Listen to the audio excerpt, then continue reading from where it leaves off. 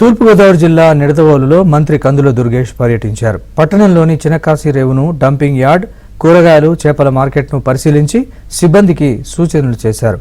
వైఎస్ఆర్ కాలనీలో నిర్మాణం పూర్తి కాని ఆయుష్మాన్ హెల్త్ సెంటర్ భవనాన్ని పరిశీలించారు. అక్కడి వైద్యులు, సిబ్బంది పనితీరులో లోపాలు గుర్తించి హెచ్చరించారు. ఈ అర్బన్ హెల్త్ సెంటర్కి సంబంధించి ఇన్కంప్లీట్గా ఉన్నటువంటి ఈ బిల్డింగ్లో చేయవలసినటువంటి ఇతరతర సదుపాయాలన్నింటినీ కల్పించడానికి రమారమి ఇంకా 35 లక్షల రూపాయల అవసరం ఉంటుందనేటువంటి మాట చెప్తూ ఉన్నారు. దాన్ని కూడా వెంటనే శాంక్షన్ చేయించడానికి వీలుగా ప్రభుత్వంతో మాట్లాడి అది కూడా ఏర్పాటు చేస్తామనేటువంటి మాట తెలియజేస్తాం.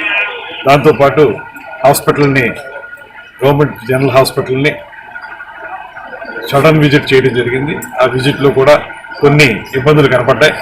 ముఖ్యంగా స్టాఫ్ సమయానికి రాకపోవటం, కొంచెం వృద్ధుల పట్ల, బాగా అనారోగ్యంగా ఉన్న వారి పట్ల సరైనటువంటి సహకారం వాళ్ళు ఇవ్వకపోవడం అనేటువంటి ప్రత్యేకంగా కనపడింది. దానికి సంబంధించి కూడా వారికి ఒక వార్నింగ్ కూడా ఇచ్చాం. అతి త్వరలో మీరు సరైనటువంటి పద్ధతిలోకి రాకపోతే దాని మీద సీరియస్ యాక్షన్ ఉంటుందనేటువంటి మాట